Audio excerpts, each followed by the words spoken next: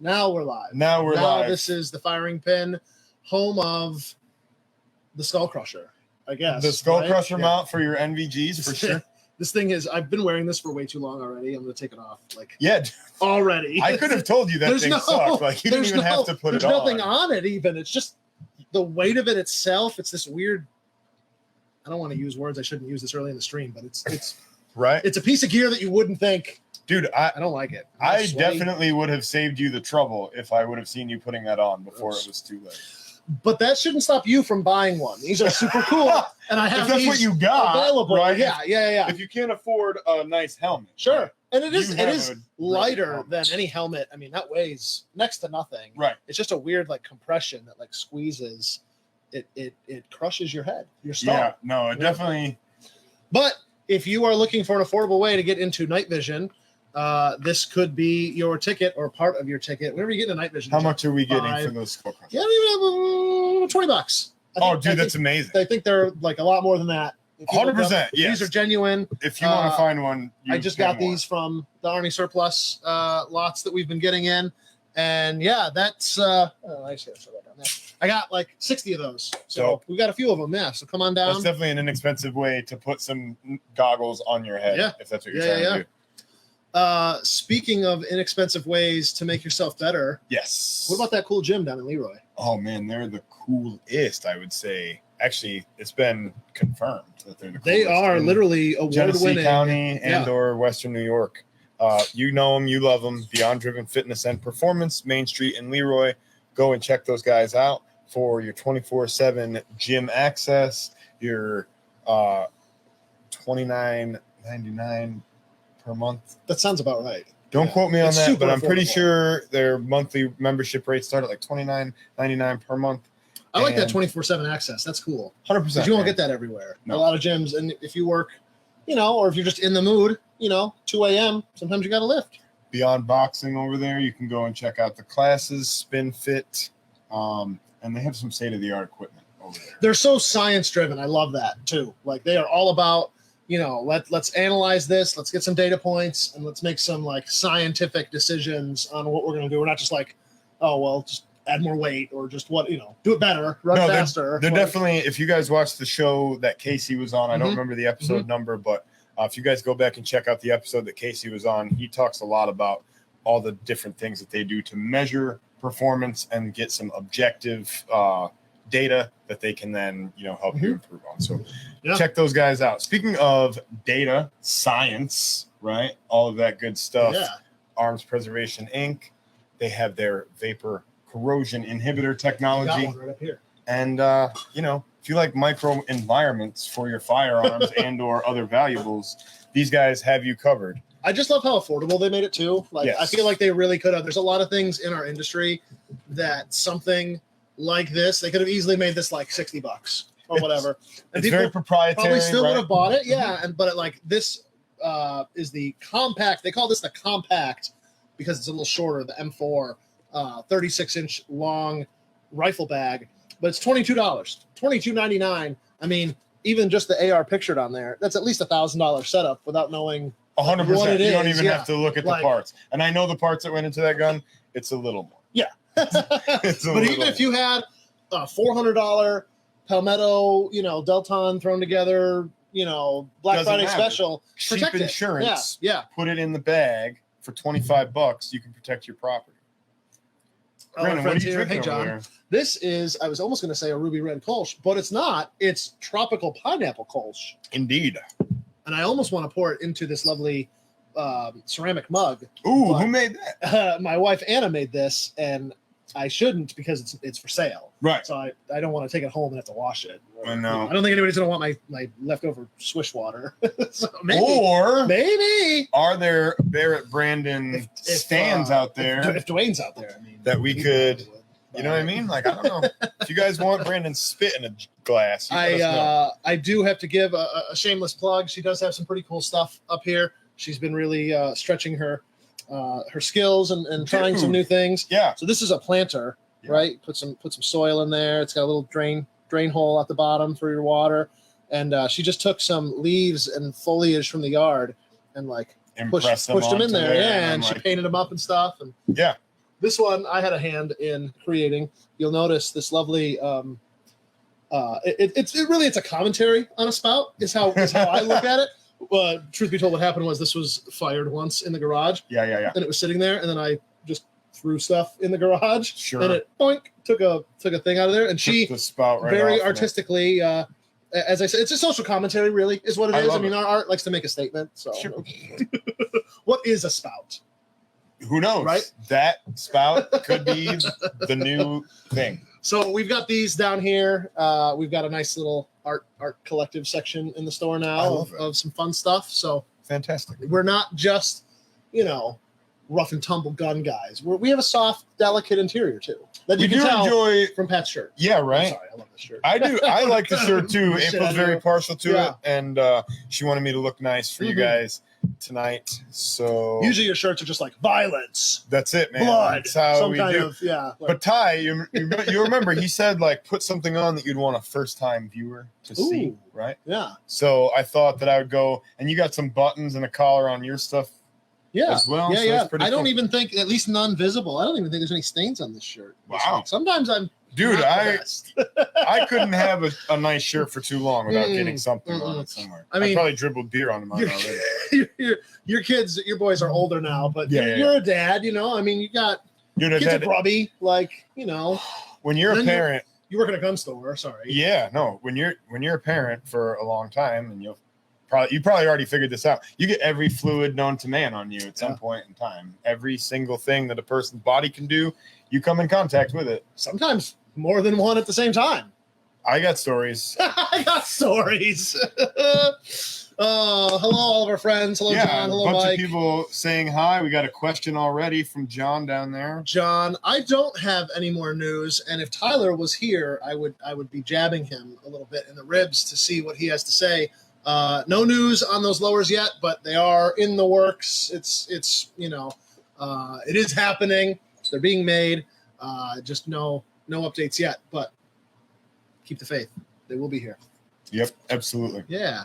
What is new? What's new in TFP news? Oh, the big news is, well, I announced it last week, but it was late because of I was at the meeting. Sure. So last Thursday, we got our approval to finally start the rebuild. Yes. Yay. So as many of you know, we have changed a few things, or we will be changing a few things. Right. And that necessitated a plan review. It wasn't like we had to go to the town and get full permission for like a special use permit and all that again. Sure. But we had to show them our plans, and they had to send them in for like engineering reviews and things like that. Yep. So, and it took us a little while to figure out exactly what we were going to do. Right.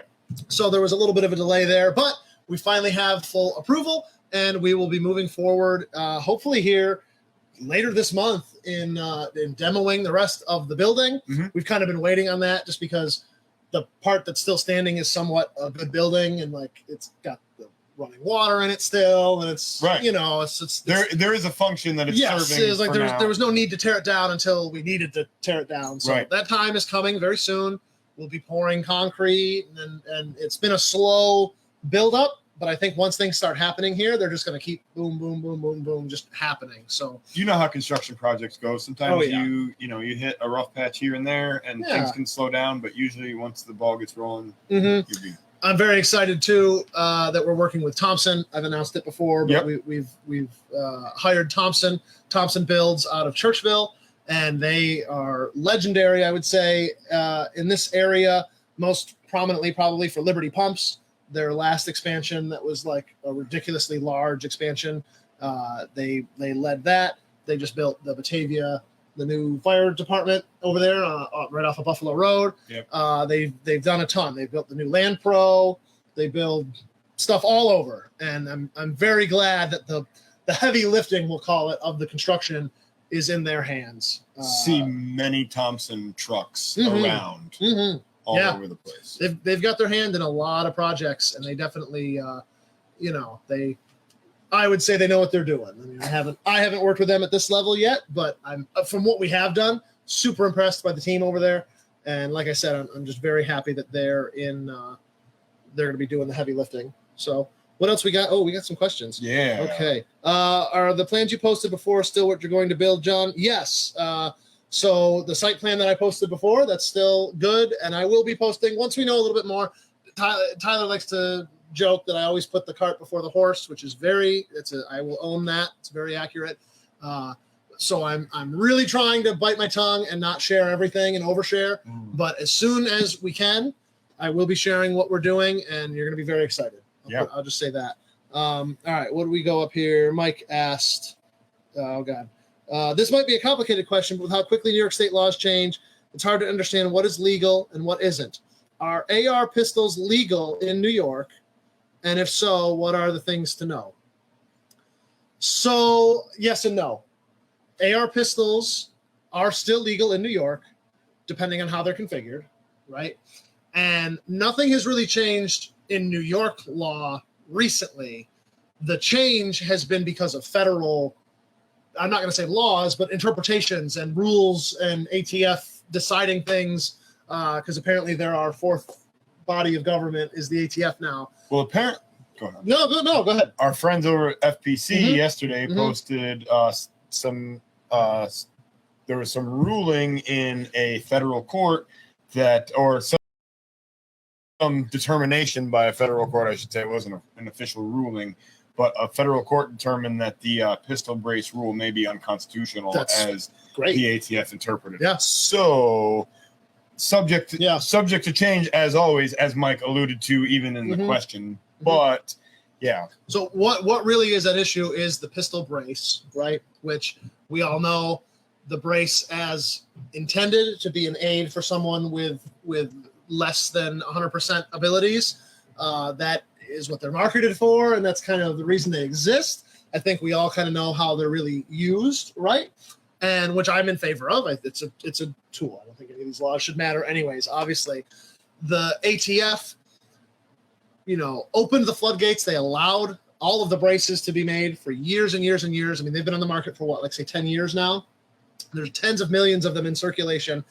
And then they just decided that having a brace on a pistol, and it wasn't just that, it gets very complicated. You have to look at the way the entire pistol is set up.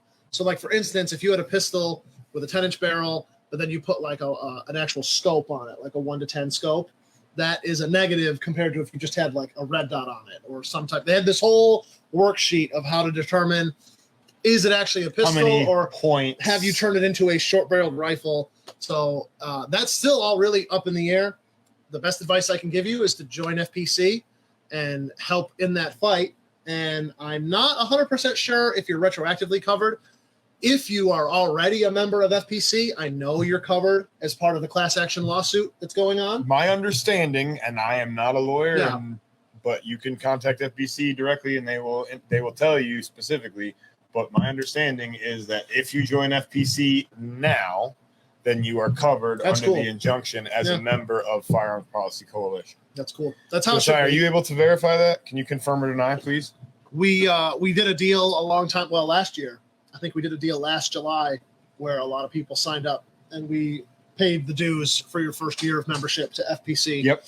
So hopefully, a lot of people, when that renewal came through, were able to stay in the fight. So let's see here. Brett says, are you going to have a lottery for the first shots in the new range? That's an intriguing. That does sound very fun. That does. We should do something like that. Maybe, we're going to have open to members 7 lanes or something. Yeah. I'm wondering, do we like auction one off for charity? Maybe because we have 7 lanes. So maybe I could be in there, or, Josiah, Tyler, a few of us could be in there. And yeah, that's a fun idea. We're going to have to explore that a little bit more. I like that. Maybe it could be you say, Joe, you could be in there, Josiah could be in there, Tyler could be in there. Maybe it could be hey, shoot the first shots together with the TFP guys, right? Get the stat. That would be dope. I like that idea. That's a very interesting suggestion. Very fun. What else do we have going on? There was something I feel. We have a lot of events coming up. So when we first opened, we started doing a lot of events to get the name out there, right? And then we just got so busy here, and it just became that just not a struggle, a struggle in a good way to keep our heads above water, right? Just because it's busy here. It gets very busy. So we stopped going to events. And obviously now, we've had the fire. We want to let people know we're still around. So I've been going to a lot of events. I've been going to the East Avon Flea Market. I went to the Genesee Country Village Museum this past weekend. I had so much fun there. Ran into so many people that knew us and had heard we'd had the fire, but weren't sure that we were reopened or what was going on. And it was just so much fun handing out stickers and meeting our customers. A lot of fun. Yeah. A lot of fun. So I'm trying to think. We have a few events here in August, but the big ones are coming up in September. There's the Alexander Steam Show, yes, which is the 9th and 10th, actually the 7th, 8th, 9th, and 10th. We're very excited about that. We will be going to the Hamburg and the Syracuse gun shows. So I would say the two biggest gun shows in the state are happening back to back. The same weekend, the 9th and 10th, is the Hamburg gun show.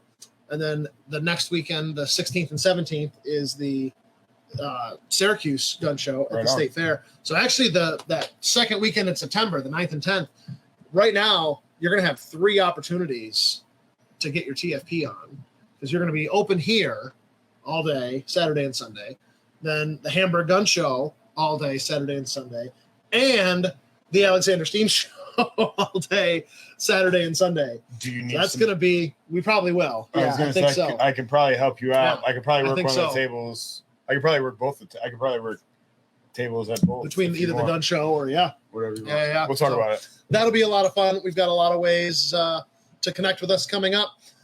As always, we'll show up to these events with some cool stickers. We try to bring. There's some events we're going to. I'm trying to think. Like we might go. There's an event at the Rochester Public Market that we might just bring like stickers to that we don't want to sell stuff at. And so, but we will always have stickers and cool stuff to give out. So I've got a few things in the works to just really connect with the community and just really put ourselves out there. And I love it. I love doing them. The community has been responding well to them. So I'm excited. What else we have here, Brett? All 7 lanes start at the same time. Epic start. That is true. Yeah, see, that would be something really cool. That would be fun. And Mike, what happens to the first person to shoot the ceiling? Yeah, all right. That's kind of one of those. I almost want to do it just to like rip that Band-Aid off myself. I mean, yeah, maybe that should be the first round. It's just right in the ceiling. Just go for it. I remember one time I was shooting with Josh in the range. I can't remember what we were doing, but I think we had both like closed up. And we're sweeping up the range, and we go in there. It was like, hey, man, like, you want to shoot a little bit? I was like, yeah, sure, let's shoot a little bit. So we had set up, and I was shooting probably a Henry. I would think it would have been a Henry 22. I was shooting. I remember it was a lever action 22, and we were sitting in the booths next to each other, and he put his target out, and I put mine out there, and I'm shooting. And I was like, you know what, man? Like everybody is always shooting everything in here and knocking the cardboards off and shooting the little paper clips and everything. Yeah. So I was like. And I shot Josh's clip hangers and his target fell down. It was so funny. It's like if everybody else is gonna do it. I'm gonna do it once. Why not? Please don't shoot the range though.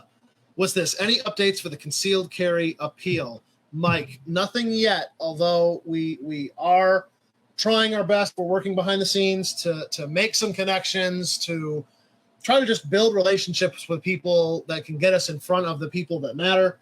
I've been working with the Rochester Chamber of Commerce. They've got a whole lobbying section that goes down to Albany all the time to fight for various different businesses and their interests and whatnot. And I'm really trying to get some traction with them so we can try to get something going here.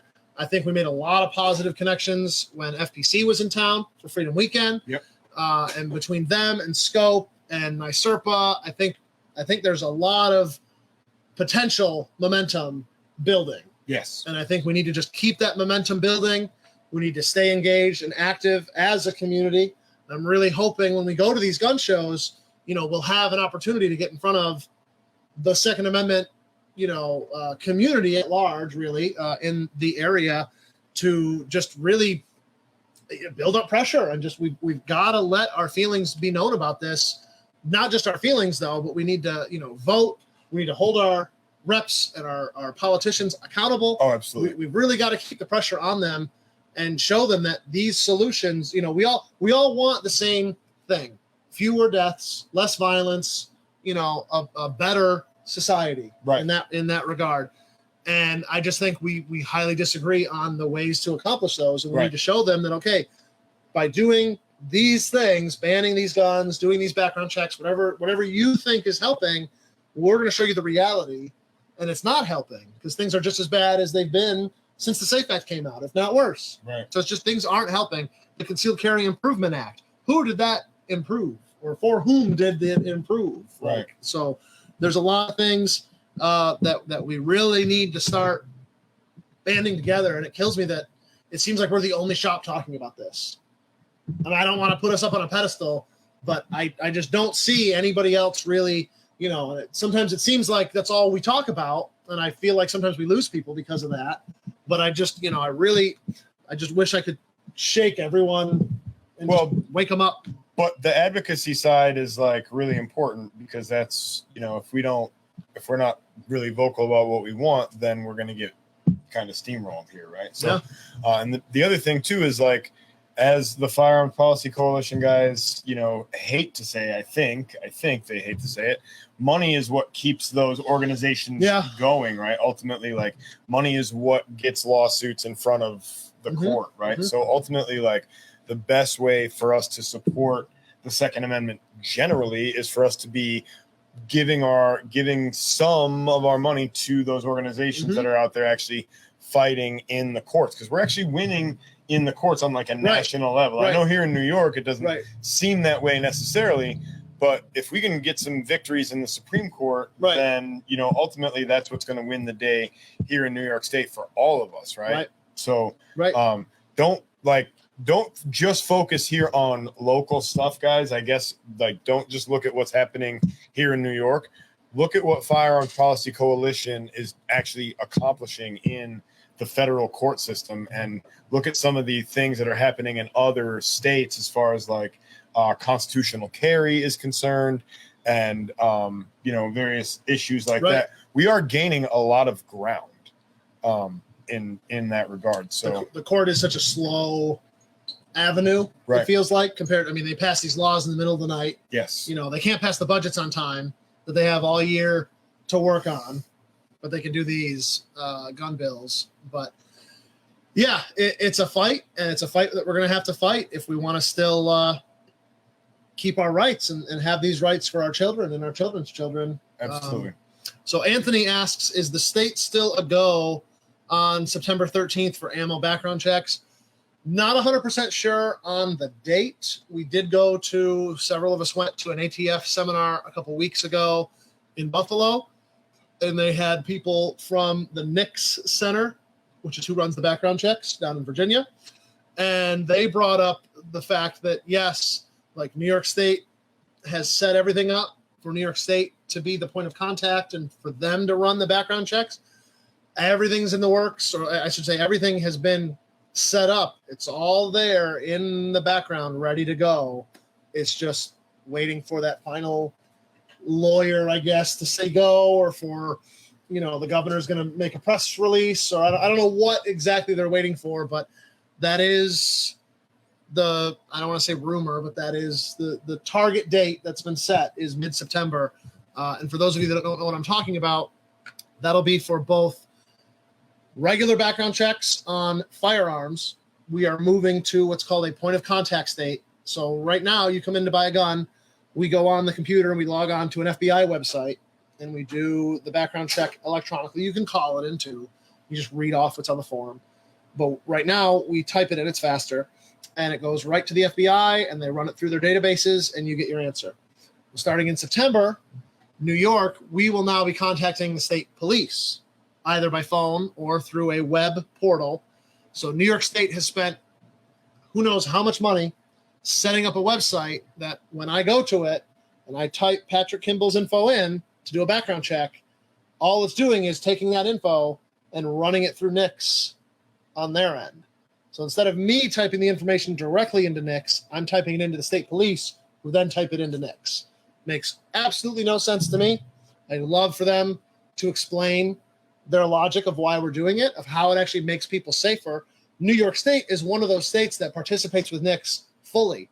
You can't participate more than we do. Our records are already tied in automatically. When you get arraigned in your little podunk Virgin town court, I love them down there. Please don't prosecute me. They will, when they submit the records, like it goes boom right there. Right. There's crappy towns in like Mississippi. Well, that's not the case, or wherever, you know. Right. But New York participates fully. So we're not affecting public safety at all. And now it's literally going to cost us probably an extra $100 million a year to make some office in Albany and some director with a staff, and there's 40 examiners, and there's all this whatever. True. And I have a really hard time believing that it's going to run well. Why would it run well? First of all, I don't think it'll run well because I don't think the government knows how to do that. And there's no incentive. There's no reason for them to make it work well. Is there a government program that you're aware of that is well run? No. Because if there is, Right. I would love for you to tell me all about it. I'm sure the government would too, so they can stop them. So they can make it work They can make it really harder. shittily. I'm obviously pessimistic about it.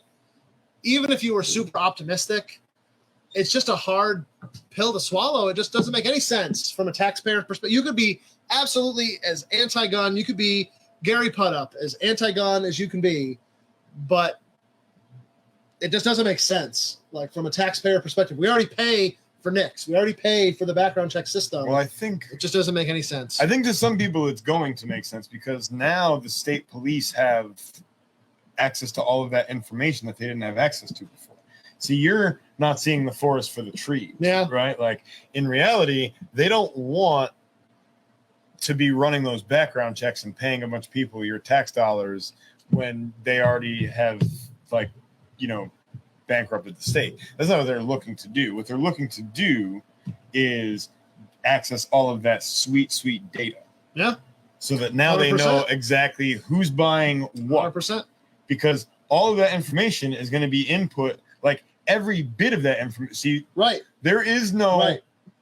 Constitutionally, they can't make a database, right? NICS, That's already correct. been, right. So Purges now, every 24 hours it purges. But New York everything. State is going to have every Right. serial number for every firearm. So now it's not even a matter of like when you run a background check, like that information isn't being transmitted to New York State right now. Right. But now they're going to have access to every. In about a month, it will be, and it's unclear. It really is on how the background check for ammo will go, because the feds won't allow it. You can't use the 4473 for ammo.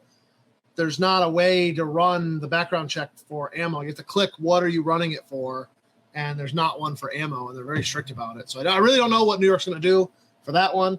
The other thing that's worrying, California there's actually 28 states that are point of contact states that work that way. Yeah. So more than half of the states actually don't contact NICS directly. They do it all themselves. Or maybe it was 13. There's a lot of states that don't do it. Florida is actually one of them too. That Florida handles it all internally. California also has a point of contact system in California, which I'm sure New York is licking its chops to do it the same way. In California, the dealer is charged $37 for a background check. That's how much it costs to do a background check. Didn't you say on the last stream that we talked about this, that there was going to be an administrative fee attached to every in the bill? Yeah, they say that they're allowed every to check. charge. So for firearms as well as for ammunition. Yep. So it's not just going to be for one or for the so other. Imagine buying one $6 box of 22 ammo and maybe paying having $30 in 10, fees. even 10 or even whatever it is. I mean, it's just absolutely ridiculous. And John makes a great point with the extra people in the system. There'll be more chances of someone making a mistake and turning down a legal gun owner. The system is already hard enough as it is, especially if you're talking about handguns. You need to get the pistol permit, which is unconstitutional and racist and classist enough. Now you have to take an 18-hour course, which I shouldn't say. I'm really trying to make that not what it is. First of all, we're trying to get rid of that course through lawsuits.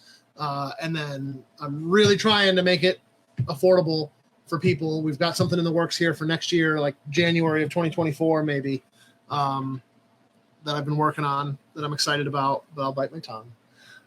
Tease you a little bit, but it's exactly right. I mean, we're we're putting, I think, a ton of people in positions where now their only choice is the government for protection, which has time and time again failed them and proven to be ineffective and shown they don't have to come protect you. Well, you can call 911 and they can just say no. And they're bullies too, though. A lot of times, the state is like ultimately like that, that's what government's like. We're lucky. Like if you were to call for help where you're standing now, you would likely get a Genesee County Sheriff's deputy, and they're some of the best. And Monroe County deputies are pretty good, but yeah, like if you're in the city and you get an RPD guy, like I'm gonna sound cliche, like I've got a ton of privilege. Like, and I'm not like when I call the police, I'm not going to be nervous about it. But like, I probably would if I was in the city because like I don't know what's going to happen. Like they come not in, totally confident they're going to come right. help Not you. not as I would as an RPD or sorry, as like a sheriff or a deputy coming in. Well, even the volume of calls alone, is like, right an impediment. But then I've got plenty of friends. I mean, I've got good friends that are RPD officers. It's not a slam on that profession or them specifically, but it's a reality, especially for the people we're talking about, like city residents. If I'm a single mom from the city, I've already got enough things going on in my life. Sure. And now we've got this pistol permit process to deal with that it still doesn't work. I mean, I could see if we had this and we were like Japan, you know what I mean? And there was never any deaths over here and there was no crimes whatsoever. And we had this utopia that doesn't exist because that's still not a utopia over in Japan. But that's how they see it with no guns. They see that as the solve to all problems. Right. But there's still issues over there. There's still crime. There's still murders. There's still all those things. It's just, again, the people that are the most vulnerable have no means to defend themselves. Somebody mentioned that there's more of an opportunity for a mistake to be made if there's more hands involved in running the checks, right? Mm-hmm. Or if there's more steps involved in the process. I think that's accurate, but I also think that it's important to note that there's more opportunities for computer systems and technology to fail. Mm-hmm. And like ultimately, like New York State has no incentive to keep that system up and running, right? Like, absolutely. The more time that system spends down, the fewer guns are out there on the streets, right? So it's not like they're going to pay top dollar to make sure that all of those, right? I'm surprised NICS works as hard as it does at the federal level. When NICS goes down, you can call. They send an email. Well, when it goes down, it's down. Oh, yeah. Typically, it's down because of a database. If they can't, there's like 3 major ones they connect. I put 4 fingers up. There's like 3 major ones they connect with, and if one of those is down for some reason, they can't do a background check. Right. And I'm surprised. I mean, we've gotten the email on a Saturday, and you'll get one an hour later. Yep, it's back up and running. They got it working. You're good to go. I am very pessimistic that that's how it's going to work in New York. If that shit goes down on a Friday after 6 o'clock, come back on Monday, and they don't have it fixed on Monday. That's when the guy comes in. Why would they want to do that? I just don't. I don't see it. And John, both Johns make great points. Can't wait to leave the state. I'm not going to be one of those people leaving, and I'm like making a moral stand that I have to stand here and fight. But my roots are here. I can't move the building so easily. And it is hard. I mean, it's one of those problems that when Larry Sharp was here, he was saying that even if every single Republican voted, it wouldn't matter because they're outnumbered 5-1 in New York, and it's constantly getting worse because more, I would say conservative and more of those types of people that are pro-gun are leaving. Sure. And seems like more anti-gun people are either coming in or that number of people is growing. Or they're just voting harder. Yeah. Or in greater numbers. So I get John with no H. I get your point. John with an H. All the state is doing is throwing a wrench into the works to make it harder to enjoy our sport. And exactly. And I don't want to always take it to this extreme, but the Second Amendment, remember what it was written for. It wasn't written for deer hunting. It wasn't written for clay target shooting. Right. It was written so that we can have a true say in our government, and that the government is for us and not the other way around. Like we aren't we can provide for anymore. The common defense, yes. right? So that could be a foreign enemy, it could be a domestic enemy, but it's so that you can protect yourself from tyrannical governments ultimately. I haven't talked about it in a while, but there's a sweeping set of laws. It was Senate Bill 4970 that was passed last year, along with the Concealed Carry Improvement Act, that were all aimed at gun dealers. And New York, proportionally, is already we have a lot fewer gun dealers than other states our size. Pennsylvania has like half as much population as we do, and I think they have twice as many gun stores as we do. Right? We have a little over like 2,000, maybe like 2,500 in New York, and they have like 4,000, something like that. Texas has like 10,000. Sure. Right? Population-wise, we should have a ton, right? You would think it would scale with population. New York has made it consistently so hard, and Bill 4970 passed last year makes it even tougher. The restrictions that they've replaced on us and the requirements for security, the reporting, all of this stuff, it's I can't tell you how many dealers, and they might be, a guy who just has his FFL in his garage and he does 5 transfers a year to his friends, but there are some very legitimate shops that are either just hanging up their hat, they're not renewing, or they're kind of just waiting for the hat to drop of like, all right, well, you're not in compliance, so either give up your license or we're taking it, and it's going to be what it is. Well, there was that guy out in Buffalo that opened a shop, and he was open for like a year, and then he was out of business and gone to Tennessee. Yeah. Right. Yeah, so, man. Like, even when you can get in the business, it's not always worth it to stay in the business. It's very hard. It's very hard, and again, yeah, Peter hits it nail on the head. Lesser consequences for illegally owned firearms versus the law-abiding citizens. I mean, we had a burglary years ago, back in 2018, and I didn't want that kid to go away for the rest of his life, but he stole like 15 handguns, defaced the serial numbers of them, and was like in the process. They caught him like basically in the act of going to sell them. So I mean, if any one of us had gotten caught with any gun unregistered, I mean, they throw the book at you. I mean, those are all extremely serious crimes. He had 15 counts of those. Maybe it was 18 even.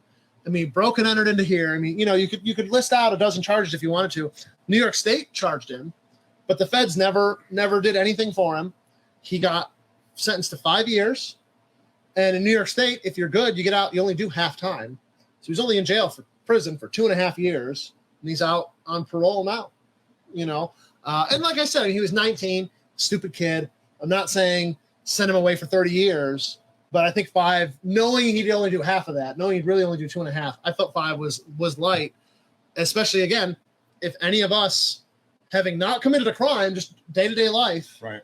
I think you would have gotten a much more lengthy jail time. I'm not 100% spun up on the law, but I'm pretty sure on the federal level, there's like a mandatory minimum for any felony involving firearms. You would think. Yeah, pretty sure there's like a mandatory minimum sentence of 5 years for a felony involving a handgun on the federal level. Right? Yeah. So, Todd asks, so how does the background check work at a gun show when you want to buy ammo? No one knows. Really, no one knows. They literally didn't spell that out. I've got 2. There's 2 gun shows. The 2 that I mentioned, Hamburg, is if that September 13th date is accurate, which no one really knows, but that's the date that's been thrown out there. If that date is accurate, the Hamburg gun show is the weekend before, and the Syracuse gun show is the weekend after. So we're going to find out, I guess, all together in real time how that's going to work. I really don't know. So John says New York doesn't want you to enjoy your firearms.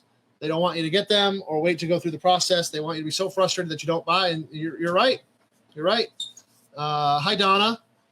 And Hemi Bomber, go out of state and buy ammo. Yeah, and I mean, I've only heard anecdotal reports, but I have heard of people that they were surprised they were stopped, let's just say, coming back from Pennsylvania. They didn't have anything on them, but it's not like they were going 100 miles an hour either, and it was just kind of, I would not be surprised if there's some, what I want to call heavy police presence by the border of Pennsylvania. Or even like, what is it, like open source intel? What's that? Is it just what's the, like, I wouldn't be surprised if there are members of the state police watching Facebook pages or looking at people's social media that accounts, would be open source. Heading down to PA to grab some ammo, and they know your plate number, they know your car because that's all registered. All that stuff is tied to you. It wouldn't surprise me. If they really wanted to, I think they could. I mean, I'm sure that they have plenty of people watching. I don't know. Do you know Donna's question? She's asking if she won the VHS tape. Yeah, Donna, I'm sorry, I don't know. If you got the message from Ty, then I would imagine that you were the winner from last week, Donna, because that would be how he would inform you, would be by a direct message. So that is my assumption. But we could send people messages on Spotify. Seems weird. No, I think she listened on Spotify and heard the word that Tyler said, and then she was able to call to communicate it. Gotcha. Wait. Oh, maybe she commented it on Spot. You know what I'm saying? Too. Yeah, I'm not sure. I don't know. We'll figure it out. Yeah, Tyler will figure it out. He's at camp this week. Yeah, did we mention that? I don't think so. I don't know if we were supposed to or not, but I did. So, okay. Tyler's involved with FLRBA, Finger Lakes Regional Burn Association, and they do a really cool camp every year for kids, and he's involved with that. So, super cool. Somebody asked earlier where he was at. Considering the toll booths are gone, avoid interstates. Yeah, there you go. Sweet. I don't like the new tollbooth-less toll things. I try to avoid the throughway as much as I can. I was thinking about that driving back from RPO today. So I was on the throughway, and I was like thinking about okay, so I went through a toll booth back up the road a bit, and then I go through another toll booth up here. And obviously, they know the exact distance down to the foot. Right. And they know the times. So they know when I went through over there. They know when I went through over here. So now they know exactly how fast I was or wasn't going. Yep. And how long is it before you start getting a ticket in the mail? You had to have been going too fast. Yeah. There is no way you got between here and here. Yeah. So Todd says, Pat, the 450 is okay. 458 is okay. I'm with the Red Spring Ran. Thanks for hooking me up with the spring. Todd, you got to quit drinking and texting us. No, I'm just kidding. Dude, I'm so glad to hear that worked out. Yeah, if you guys need any, if you have any spring questions about your AR pattern rifles, if you guys go over to the Springco website, they actually have some really cool stuff on there that can help you figure out if they have a spring weight that might help your gun out if you're undergassed or overgassed or underbuffered or overbuffered or undersprung or oversprung, any of that stuff. You can make some adjustments to your gas system without going to something gross like an adjustable gas block. Yeah. Gross. Yes. So thank you, Josiah. So if you join the Firearm Policy Coalition now, then you'll be covered by the injunction. So that's pretty awesome. That's the best $35 you could spend, 30, 35, whatever it is. It's super cool. Oh, so John says they will write you a speeding ticket. They advertise it on WHAM 1180. I knew it was coming eventually. Yeah. Yeah. That's bogus. I don't like it. I try to avoid that road because I already pay for all the roads, so I don't want to pay again. But my roads. Yeah. Who will build the roads? Who will build the roads? Well, they're already here. Luckily for us. They have been built in. Thanks, boomers. They've already been built in. Oh, man. Also, go ahead. There are roads that are way older than this country that are in much better repair than the roads that we have here in New York. I'm just saying, not for nothing, but the roads that we're paying all this money for are not built all that well. It's because of all those big trucks like John driving around. Could be, or all the guys leaning on the shovels instead of actually building a road. I don't know. Either or. Man. I just keep making myself laugh at this giant Nalgene over here. So we are I am a huge fan of these. I think all the guys are. Because they're local companies that don't know. Yeah, Nalgene, made in Rochester. And Josiah, are you mic'd up over there? Do you want to tell? No, you're not. Okay. They have a pretty cool story. They made laboratory jars and things for laboratory use. I need some weird solution made and whatever, right? And so they made these for years, going back to the 40s, I want to say, or 50s maybe. And then in the 60s, people started taking them and they would just this is a nice bottle and the lid stays on really nicely and it's light So I'll use it as a water bottle. I'll just go hiking with it. I'll go camping with it up in the Adirondacks. Yeah, yeah. And so, now that turned into that still exists. Thermo Fisher. They make they're one of those places that make everything, right? They make all sorts of fancy stuff, but then they still make their bottles. They've broken that off into Nalgene, their own brand.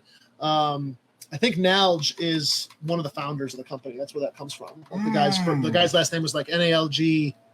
I think Nalg, whatever.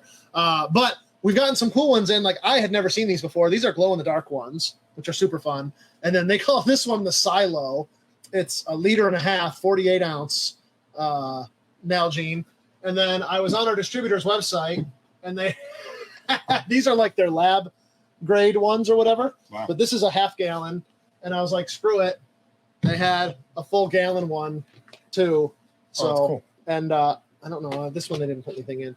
I think one of them they put some stickers in. We throw our stickers into all these. Yeah. We got a pink one for people that like pink. You know, if So you buy a Nalgene bottle, you get a couple stickers with it. Yeah, Nice. it's kind of just a fun little, and I don't know. We're selling them probably for too cheap. We're selling them for $10. This one's $10.99, but I think if you go to like REI or like a regular camping store, I think a lot of the Nalgenes are more like $15 to $20. Dude, I think if you go to REI, you can overpay for whatever you want. Yes, that is 100% a fact. You can pay too much for whatever you want at REI. That is 100% a fact, and yet I will every time. Right? I will every time. Hi, Marianne. How do you join it? Yeah, John, go to that link. Go to that website. What's this here? Recently heard the electronic vehicles are contaminating our roads with rubber. Mike, maybe. John, besides the fact that the Thruway keeps the Erie Canal alive. I think that's BS too. Every year the state takes all the money from the Thruway. They just use it on the Erie Canal. Makes no sense to me. I mean, I'm a history lover, but when something has outlived its usefulness, do we really need the state lazy river still? Right. If it doesn't fund itself, do we need it? I think a bullet train. I don't know. It might be too windy, but I think if you drain the canal and put like a high-speed rail through there, that would be useful. Like if I could go to Brockport and get on a train and ride it like to New York City or whatever. I mean, I know I could go to Rochester and get to the Amtrak, but right. Amtrak, but not fast. They don't use their own tracks and everything, so it's like, it sucks. No, that's an intriguing concept. Is that an M1 on the shelf? It is not. Well, yes, it's an M1A. So not an M1 Garand, but it is an M1A. It's going for $18.99, and it's the Scout Squad model. And I don't know, that end cap is growing on me. I don't know. I didn't love it at first, but it's growing on me. They should make the canal system a road like 104. That'd be cool, or like the Parkway. Somebody asked RFK what we should do with the canal. Didn't he crash his car into there and kill somebody? Isn't that what happened? Ted Kennedy. Oh, what did RFK do? That's a different river. Oh, okay. No, RFK is just an environmentalist. I don't know any of them. I try to keep my head in the sand. Especially Yeah, I don't know. Thank you. I'm all set. No. Hey, we got this cool guy holster here. Yeah, I'm sorry. We got this cool guy holster here. What's this doing on the table? So we've started carrying Black Triangle equipment of all different sorts. Yes. If you're not familiar with them, hop on their website. You'll see the kind of stuff that they make. Josiah will show you a link. And we have some of their VHS tapes here, which, first of all, I love. I think the packaging is awesome. It's excellent. They are not actually VHS. Do you know what VHS stands for? I wish I knew. That would have been funny. Videos. Home service. I got nothing, bro. These do not have VHSs in them, though, but I don't know what to say. They have cool stuff in them. You should come down and check it out. It's a cool everyday carry tool that and there's a sticker in there. There's also my favorite part on their of website, buying you'll see what they make. is almost universally the sticker. I'm not even gonna lie to you. Like when I buy a new piece of equipment, I am excited to see the sticker that comes with it. They do a good job. They make very good tools. Holsters are one of them. And letter openers. And letter openers. Yes, that's a great way to put it. And I think their holsters are pretty nice. I don't have as much experience as Pat does, but just from a 10,000 foot view, I mean, you can tell that it's well made. You can tell they really take their time, and every one of these is just properly made. Well, I don't know how much I'm allowed to do as far as like taking my holster out. YouTube Live and everything. Yeah. So I don't want to be in violation of any rules here, but should I get a little closer to the camera, Joe? Yeah, why don't you? Want to take both of them? Yeah. Okay.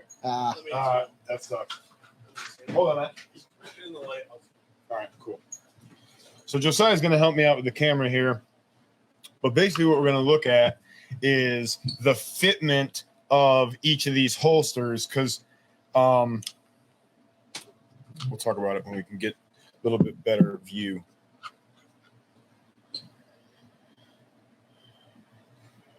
Okay, bear with us while we just adjust our camera. We're dealing with a single camera tonight. Okay, so if you guys take a look, I'll bring it up a little higher.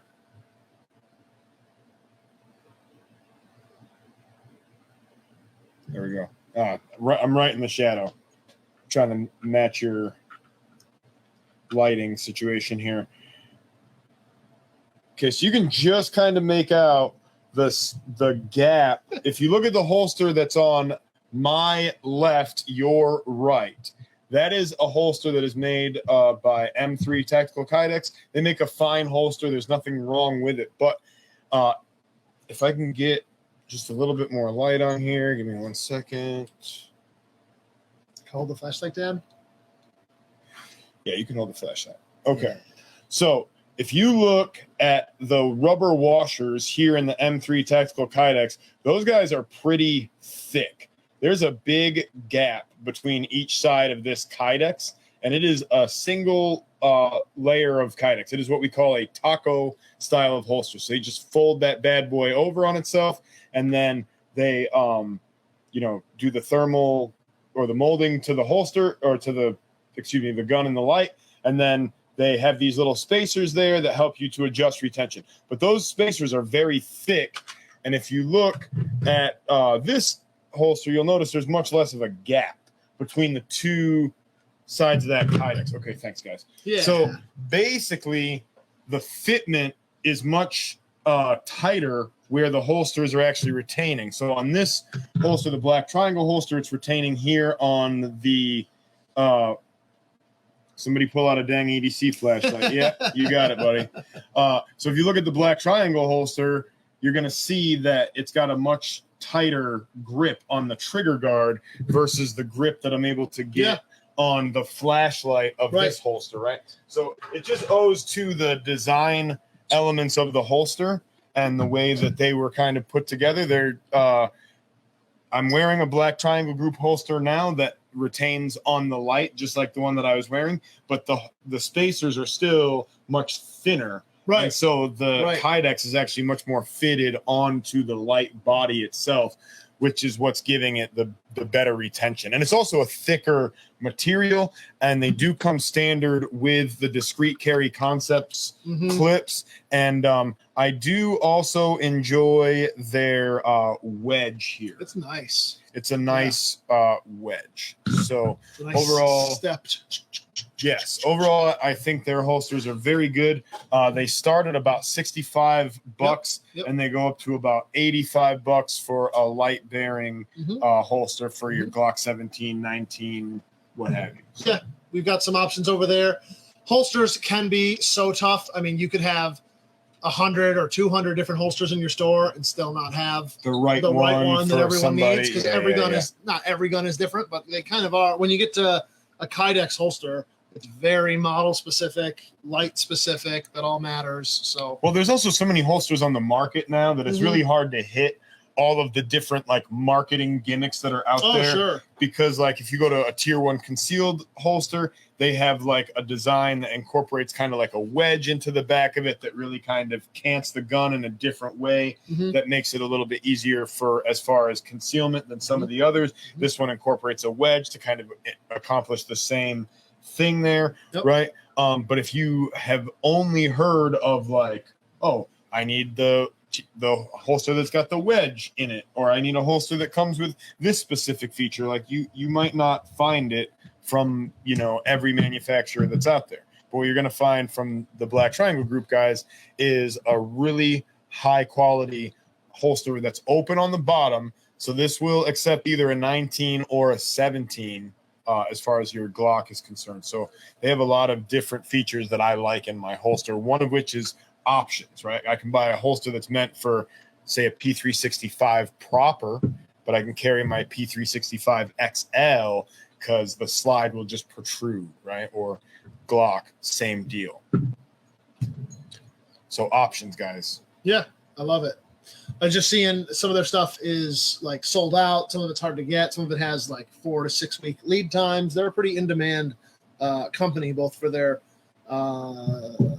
letter openers and for their holsters. So yeah, they're making quality definitely stuff that we have in stock here, depending on what it is. We can help you out in getting. So I have got a ton of Army surplus stuff.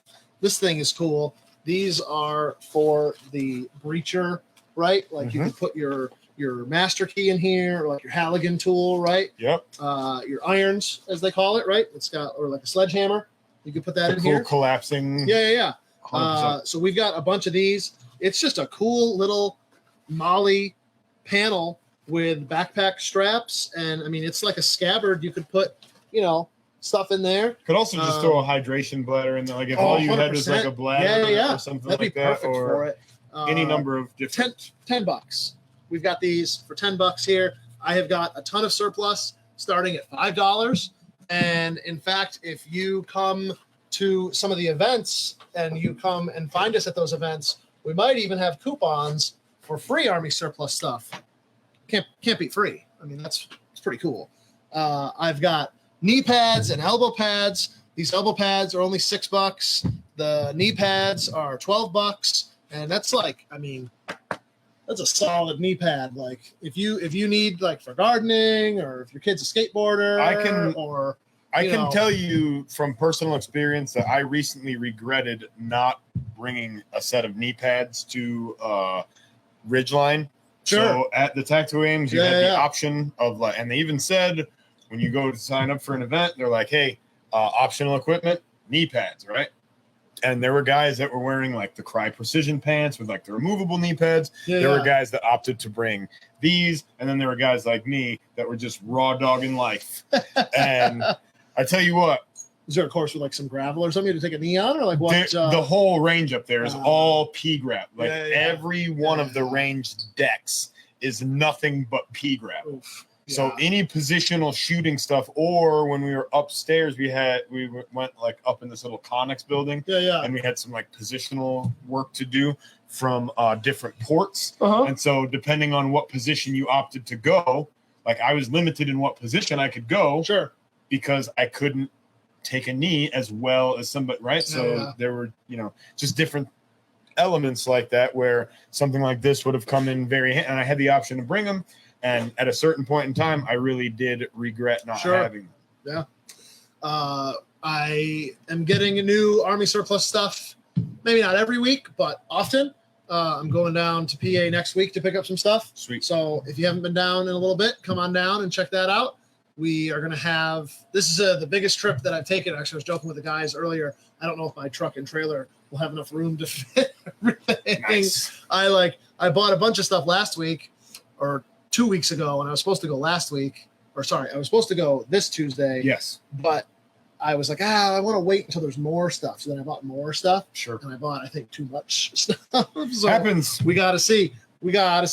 I got a 20-foot trailer and a truck, and I'm thinking I'm going to be coming back with like the inside of my truck stuffed to the gills and like the bed of the truck and the whole trailer. So it be like that sometimes. It do be like that. So But yeah, we got some cool stuff coming, and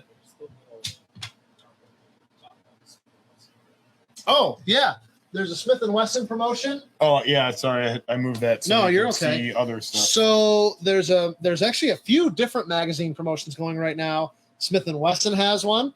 So pretty much any of their main, like this, the MP Shield, the Shield Plus, or the EZ, or the Equalizer, or the CSX, or the Bodyguard, if you buy any of those now until the end of the month, you'll get 3 magazines for free. 3 extra magazines. I was going to say, so that bringing your grand total to 5 then? Because you usually get a mag and a spare. And then H&K for the VP9 series, right? And P2000. And the P2000, who I don't know who buys those, but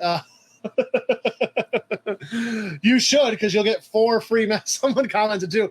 They're like, wow, 4 magazines. That's like $800 from H&K. That's so much. Yeah, their magazines are not cheap, man. Oh, good stuff. And I have to humble brag a little bit. I don't know of many other stores that can say they've had 3 Barretts in the building at the same time. We can, though, because there's the stores, the famous one, and then we had one that we ordered that immediately sold, and then we had another one that came in as a special order and was just gone. I mean, it was a special order, so it went.